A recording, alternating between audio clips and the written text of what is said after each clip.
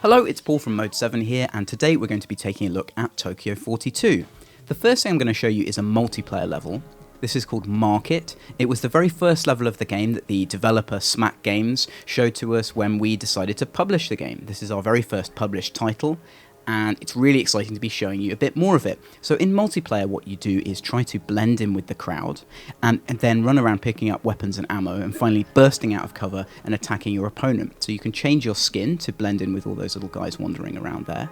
But what I really wanted to show you in this demo was just some of the detail and depth that has gone into this level, and that was one of the reasons why we decided to publish the game.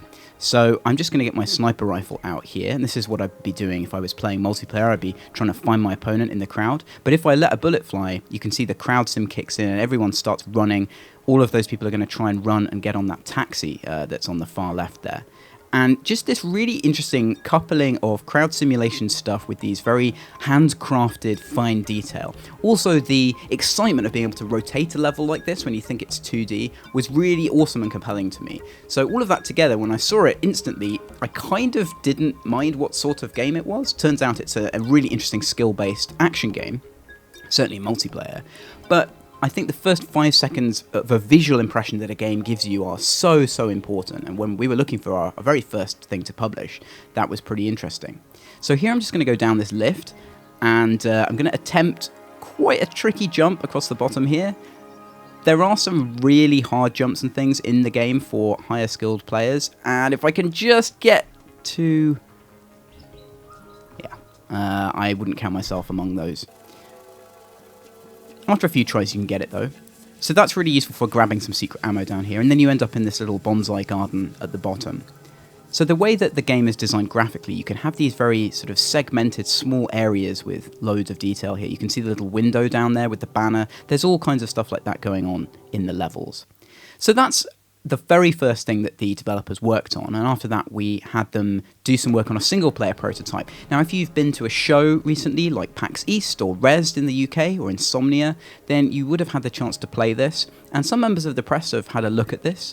I thought I'd show it to you generally now, just to make sure that everyone knows what we're doing with the game before we announce some new content shortly. So the first thing we do is get you walking around, and we teach the rotation mechanic. Then we send you over this bridge here, following a little navigation arrow so you know where your goals are, and you're going to meet up with your contact. Now I'll be skipping through dialogue and so on here because we don't want to see boring placeholder dialogue. These faces will probably change. This was an early effort to try and make these character avatars, and it was one of the things about the game which not everyone was into, so the developers are doing some work to change that. But aside from that, we've had really great reactions to the visual style, and a lot of things you see here will probably make it into the final version. So you can see our nav arrow is flashing there, and we're just going to run up here and pick up our weapon to do the very first mission. So the game's inspired by things like Syndicate and Worms. It has physics-based bullets and grenades, which really have a bit of a Worms influence going on. So there's that kind of classic Amiga feel to everything, which is something we at Mode 7 absolutely love, that our games have a sort of classic PC game and earlier influence to them.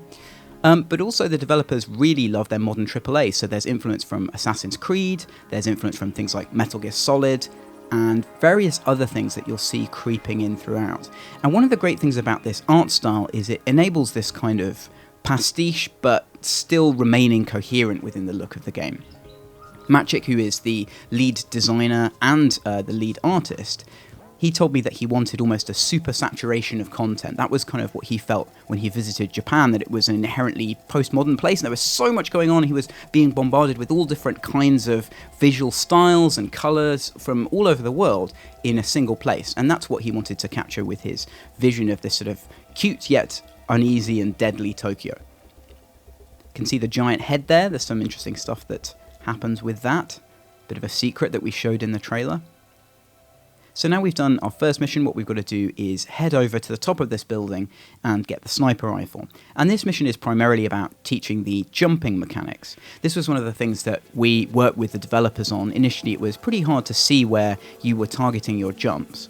As a response to that, they added air control, which really makes things a lot easier. You can change direction while in the air. You don't have to completely commit to a jump, and you have quite a lot of control there. And the other thing is the circle underneath the character's feet that will move along the terrain and show you where you're jumping. So here I'm just going to line up this jump, and one of the things that's really important to learn is that you need to use the rotation to get the correct perspective to line your jumps up. There I go. And then it's pretty straightforward from here. There will be some hard jumping sections in the game, but they certainly won't be essential. A lot of this game is going to be about choosing which missions you want to do and the kind of gameplay that you like. If you want to do a lot of jumping, that will be there. If you don't, if you prefer the combat or you prefer stealth, then you'll be able to approach things like that. There'll be a few sort of specific areas that require a certain kind of gameplay, and you'll see one of those later in the demo. But generally, this is a free-form open world game, and if you can find a valid way of approaching a mission, then you can complete the mission like that. So we're just going to unlock this spawn point up here, which will allow us to teleport back there at a later time. You don't have to run everywhere on the map every time you go somewhere. You can teleport around and do this little slightly tricky bit of jumping here to get up onto the roof. You can see someone looking out of that window down there. Again, even though this was an early single-player prototype, there's a lot of smaller aspects to it, which are a very important part of the art style and the feel of the game. There needs to be loads and loads of stuff in there, hidden things that you see on new playthroughs. So we managed to get our sniper rifle there, that's great. Now we have to go off and practice sniping.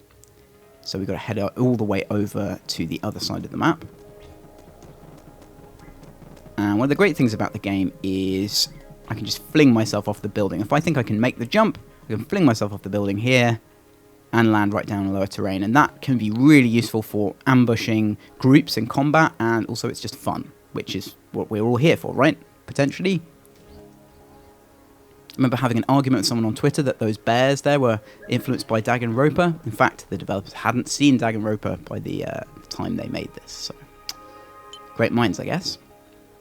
We're just going to sneak up here onto the roof of this building and make sure that we can get a good line of sight to our target. The sniper rifle actually has a really long range, and the bullet goes pretty quickly, but it has a really long reload time, as you might expect. But it does become incredibly useful in combat, and also for missions like this, where you don't have to get very close to the target to make your kill.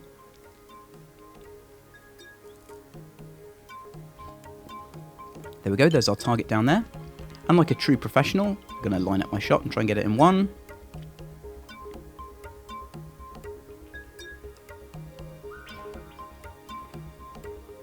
Not quite.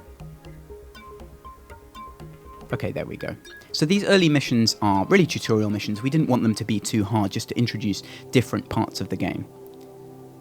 Now we're going to head down, and we've got to go back to where we were before, go to the shop and pick up some new weapons. So in the main game, you'll be picking up missions from terminals and also from these agents around the place. And there will be a main storyline, but there'll also be lots of little incidental side missions that you can divert yourself onto and do those sort of at your leisure. Just headed the wrong way there. I think we need to go back to the original building where we found the sniper rifle. And in a minute, we're going to teach the teleportation mechanic. There we go. So I can just have a look at the map there. That map can be rotated just like the world, so you can really get a good handle on where you are. Going to head over to the barge now. Really nicely modelled barge there. Again, the characters and dialogue are placeholder. And now I'm just going to pick up sort of every weapon I can possibly find. So just skipped ahead a little bit now, and I'm in Skirmish. This is the mini golf gang. I killed their leader earlier, and they're pretty annoyed with me. So here, what I'm doing is ducking in and out of cover, and aiming with my machine gun, and just strafing around. I think once you get the hang of dodging in and out of cover, the fact that the enemy bullets in these cases move quite slow. There are some melee guys who'll come in with swords, but I dispatched them quite easily. And now what I'm trying to do is just try not to get surrounded and try and make sure that I can get in and out of cover. I think there's a guy on the right here as well. Yep, there he is. So try not to get pinned down from different sides. Keep ducking and weaving in and out. This is the sort of syndicate, super advanced element to the combat, which it feels really nice, this kind of skirmish combat. The aiming and the bullet hitboxes and so on were refined quite early on in development to make that feel really nice, just so that you have a lot of control over both your movement and where you're aiming and what you're trying to do. So now our next job is to get through this area over here, and we can do that in a variety of different ways. You're going to see think potentially I'll attempt to just run straight through there for the purposes of time. So we'll see how that can work. Primarily, I think newer players would approach this as a stealth mission. But I'm going to see if I can just go for it. Okay, here we go.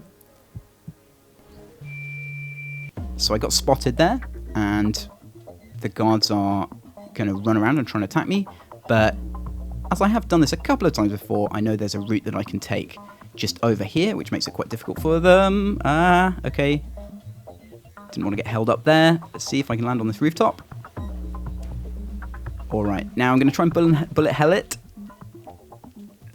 One of the things you can do, you don't have to use cover if you can dodge all the bullets. I just managed to make it across there. Hopefully I won't die to that last bullet. So I'm kind of in midair there.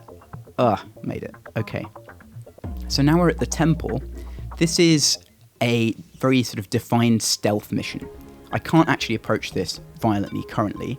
Don't know if we want to be that restrictive eventually, but as I said, there might be some areas that need to be approached in a specific way. So here I've got to time my movement with the guard's search patterns. That guy's going to get distracted and walk over there. And I'm going to sneak in behind him and go up the stairs at the back here. Up I go. That guy's just down there, so I missed him out. That's nice.